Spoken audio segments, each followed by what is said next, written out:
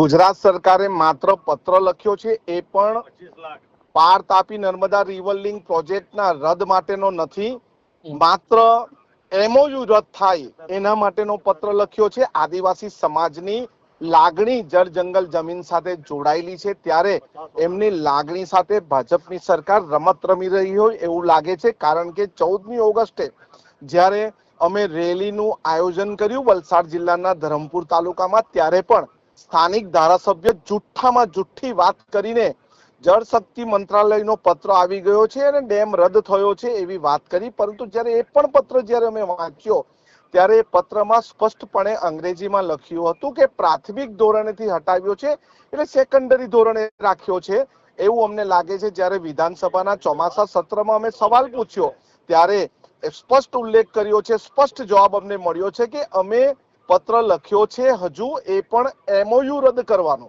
નથી લખ્યો કે આ પ્રોજેક્ટ કાયમ માટે રદ કરવાનો કોઈ પ્રોજેક્ટ લખ્યું હોય કે આ પ્રોજેક્ટ માટે શ્વેત પત્રની માંગણી માટેનો કોઈ પત્ર લખ્યો હોય। એટલે ગુજરાત સરકાર આદિવાસી સમાજની લાગણી સાથે રમી રહી છે।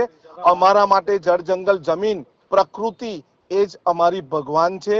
અમે જળ જંગલ જમીન બચાવવા માટે છેલ્લા શ્વાસ સુધી લડીશું અને ખાસ વાત તો એ છે કે અમારે અમારી જળ જંગલ જમીન કોઈને આપવી નથી, અમે એક ઇંચ જમીન પણ કોઈને આપવાના નથી, અમે એક ટીપું પાણી પણ કોઈને આપવાના નથી। આ માત્ર ને માત્ર પ્રોજેક્ટ રદ કરવાની વાત માત્ર 2022નું ઇલેક્શન જીતવા માટેની હતી।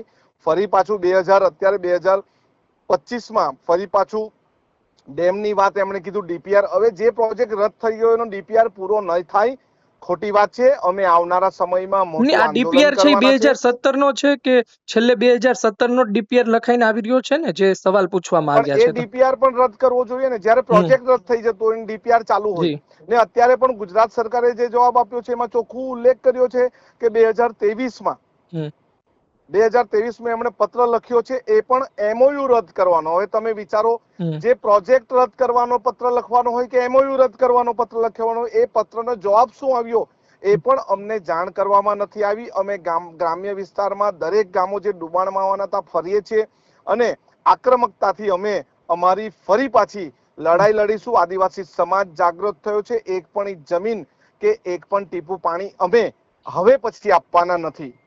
અનંતભાઈ, બે સવાલ છે। એક સવાલ મેં જે વાત કરતો હતો એ જ તે કે ભાઈ મુખ્યમંત્રી એવું કહે છે કે રદ કરીએ છીએ, પાટીલે એવું કહ્યું છેલ્લે કે ભાઈ પડતી મૂકી છે, તો તમે શું વિચારો આ વચ્ચે? હવે મુખ્યમંત્રી કહે છે રદ કરીએ છીએ, પાટીલ કહે છે કે અમે પડતી મૂકી છે, અને જલ શક્તિ મંત્રાલયનો પત્ર જે અમારા જુઠાલાલ સાંસદ બતાવે છે, પત્રમાં લખ્યું છે કે અમે પ્રાથમિક ધોરણેથી એને કાઢી નાખીએ છીએ, એટલે સેકન્ડરી ધોરણે છે, સેકન્ડરી ધોરણ છે।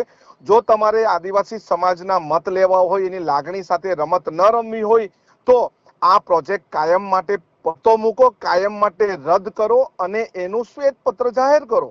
આટલી જ અમારી માંગણી છે।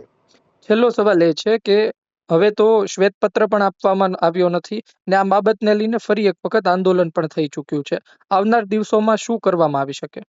અમે ગ્રામ્ય વિસ્તારમાં જેટલા પણ 100 જેટલા ગામો ડુબાણમાં જવાના છે કે એને આંશિક અસર થોડી અસર થવાની છે, બધા ગામમાં જઈને અમે ફરી પાછી લડતનું રણસિંગુ ફૂંકવાના છે, આંદોલન કરવાના છે। જી ધન્યવાદ અનંતભાઈ।